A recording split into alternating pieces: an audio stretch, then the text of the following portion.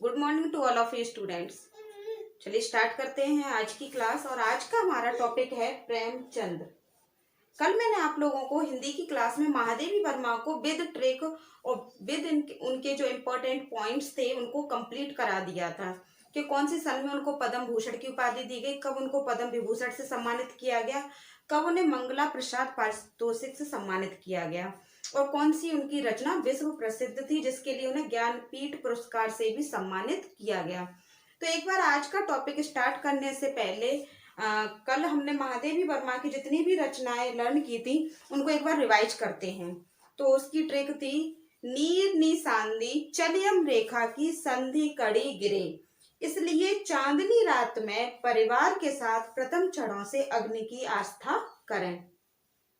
नीर से था निहार, र से रश्मि, नी से नीरजा, सप्तवर्णा दीपशिका, अतीत के चलताती, प्रथम से प्रथम आयाम, क्षणों से क्षणदा, अग्नि से अग्निरेखा और आस्था से साहित्यकार की आस्था। ये इतनी कम से कम 20 एवं ये रचनाएं थी, वो हमने सिर्फ एक ट्रिक से उनको कंप्लीट लर्न कर लिया था। और उनसे रिलेटेड कुछ इंपॉर्टेंट पॉइंट थे, जैसे कि महादेवी वर्मा का उपनाम क्या था। तो उन्हें आधुनिक युग की मीरा के नाम से भी जाना जाता है। 1943 में महादेवी वर्मा को उनकी रचनाओं के लिए मंगला प्रसाद पारितोषिक एवं भारत भारती पुरस्कार से भी सम्मानित किया गया था। 1956 में उनको पद्म भूषण की उपाधि से सम्मानित किया गया और 1988 में मरणोपरांत उन्हें पद्म विभूषण की उपाधि से भी सम्मानित किया गया था। ये उनके जो बहुत ज्यादा इंपॉर्टेंट पॉइंट थे वो मैंने आप लोगों को बता दिए हैं। बाकी आप और ज्यादा डिटेल में इनकी रचनाओं को अच्छे से करना चाहते हैं तो आप मेरी प्लेलिस्ट में जाकर जो महादेवी वर्मा है उनकी पूरी डिटेल विद ट्रिक आप याद कर सकते हैं। तो चलिए आज की जो टॉपिक है प्रेमचंद, उनकी क्या ट्रिक है वो देखते हैं। आज की ट्रिक है गोरे प्रेम की प्रतिज्ञा ने बड़े मंगल दरोगा से रात में 2 नई पंचक खिलाड़ी की परीक्षा मिस करवा दी। यानी एक प्रतिज्ञा लड़की है, उसने दरोगा से कहकर रात में 2 पंचक खिलाड़ी थी, बहुत ज्यादा अच्छी खिलाड़ी थी। तो जेल सी बस एक टॉपिक समझाने के लिए बस एक स्टोरी में बता रही हूँ कि एक प्रतिज्ञा नाम की लड़की है जिसने दरोगा से कहकर 2 पंचक खिलाड़ी थी उनकी परीक्षा मिस करवा दी, यानी वो परीक्षा दे ही ना पाए। तो देखिए इससे क्या उनकी कितनी रचनाएं कवर होती हैं। गो से गोदान और गबन, ये आपने 12th स्टैंडर्ड में भी पढ़ रखी होंगी क्योंकि ये इनकी बहुत ज्यादा ही फेमस रचनाएं हैं। रे से रंगभूमि, प्रेम से प्रेमाश्रम, की से कजाकी। इस तरीके से ट्रिक है एक एक वर्ड की कि आप आसानी से उनकी रचनाओं को अगर एक बार अच्छे से पढ़ लेते हैं और ट्रिक अच्छे से पढ़ लेते हैं तो वर्ड टू वर्ड आप पूरी रचना लिख सकते हैं। देखिए किस तरीके से। प्रतिज्ञा से प्रतिज्ञा, ने से निर्मला, बड़े से बड़े घर की बेटी,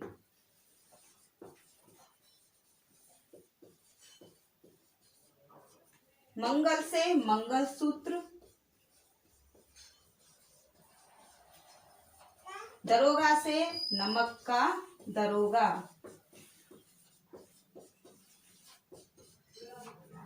से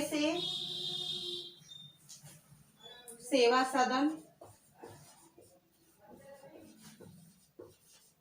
रात से पूस की रात, मैं से माता का हृदय।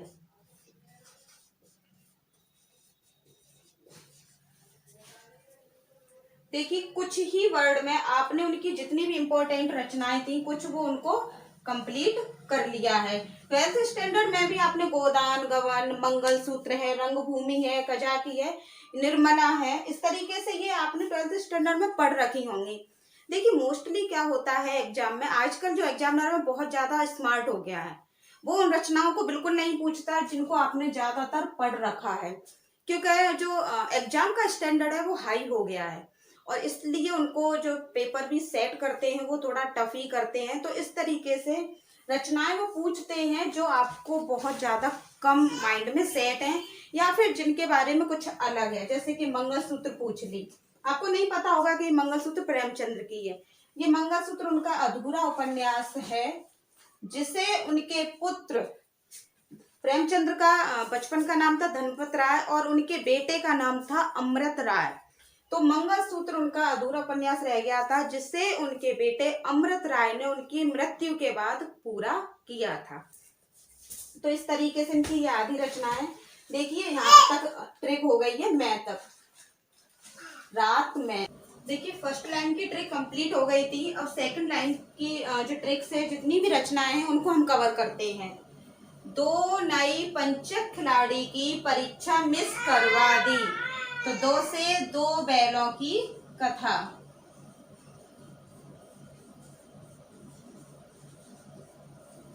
नी से न से नशा। ई से ईदगाह। पंच से पंच परमेश्वर। क से कफन। खिलाड़ी से शतरंज के खिलाड़ी।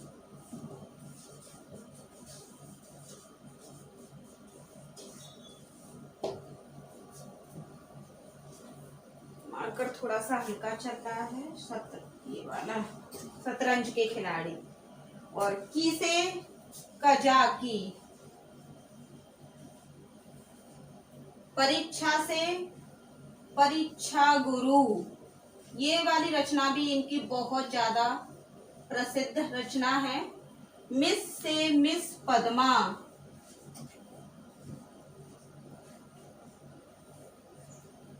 कर से कर्म भूमि। वा से वरदान। और वरदान की ही एक राइमिंग पर है बलिदान। वरदान और बलिदान। तो इनकी लगभग हमने 20 एवब रचनाएं केवल 2 लाइन की ट्रिक से कवर कर ली हैं। तो स्टूडेंट्स मैं कहना चाहूंगी कि देखिए ये जो भी ट्रिक मैंने आप लोगों को बताई है, उसको आप 1-2 बार आंखें बंद करके अच्छे से रिवाइज कर लीजिए। जैसे कि मेरे साथ बोलिए, गोरे प्रेम की प्रतिज्ञा ने बड़े मंगल दरोगा से 2 नई पंचक खिलाड़ी की परीक्षा मिस करवा दी। तो इस तरीके से अगर आप बोलते हैं और उसके साथ साथ अगर 2-3 बार आप इन रचनाओं को अच्छे से पढ़ लेते हैं, तो गारंटी है कि एग्जाम में कोई भी रचना आपसे छूटने वाली नहीं है। तो ये तो इनकी रचनाएं जितने भी थी वो कंप्लीट हो गई। अब प्रेमचंद से कुछ इम्पोर्टेंट पॉइंट्स हैं, जैसे कि कब इनका जन्म हुआ, कब इनकी मृत्यु हुई, और कौन सा इनका लास्ट उपन्यास है, किस उपन्यास के लिए इनको पुरस्कार तो इवन उस टाइम पे इनको एक भी नहीं दिया गया, क्योंकि इनकी जो भी रचनाएं थी वो स्वतंत्रता के वक्त से पहले की हैं। तो इनकी रचनाओं में ग्रामीण परिवेश का जो भी वहाँ दिक्कतें थी, किस तरीके से सती प्रथा था, पुनर्विवाह था, महिलाओं के साथ कैसा दुर्व्यवहार किया जाता था, गरीबी कितनी थी, सब कुछ इनकी रचनाओं में आपको आसानी से देखने को मिलता है। तो कुछ एक तो इनके इम्पोर्टेंट पॉइंट हैं, चलिए वो और देख लेते हैं। कब इनका जन्म हुआ है, कब मृत्यु हुई है, और प्रेमचंद्र जी के बचपन का नाम और किस नाम से उनको बाद में भी पुकारा गया, उनको देखते हैं। तो इनका जन्म 31 जुलाई सन 1880 को हुआ था और इनकी मृत्यु 8 अक्टूबर सन 1936 मानी जाती है। ये देखिए, इनको आपको अच्छे से लर्न कर लेना है। रीजन ये है क्योंकि एग्जामिनर कभी कभी इस तरीके से घुमा के क्वेश्चन पूछ ले जाता है कि कभी कभी दे देगा 29 जुलाई 1880, यहाँ पर दे देगा 28 मई 1880, कभी दे देगा 31 जुलाई 1900 कुछ दे देगा। तो कभी कभी क्या है कि डेट सही देगा, सन गलत दे देगा, मंथ सही देगा तो डेट गलत दे देगा। तो किसी भी तरीके से घुमाकर वो आपसे पूछ सकता है। प्रेमचंद्र के बचपन का नाम क्या था? इनके बचपन का नाम धनपत राय था। क्या था? धनपत राय और इनके बेटे का नाम था अमृत राय। और इनके बेटे अमृत राय ने ही प्रेमचंद्र को कलम का सिपाही कहा है। ये बहुत ज्यादा क्वेश्चन में पूछा जाता है कि प्रेमचंद्र को कलम का किस किस नाम से पुकारा जाता है। तो कलम का सिपाही इनका जो उपनाम है बहुत ज्यादा फेमस है। और शरत चंद्र चट्टोपाध्याय ने इन्हें उपन्यास सम्राट से भी पुकारा है। तो शरत चंद्र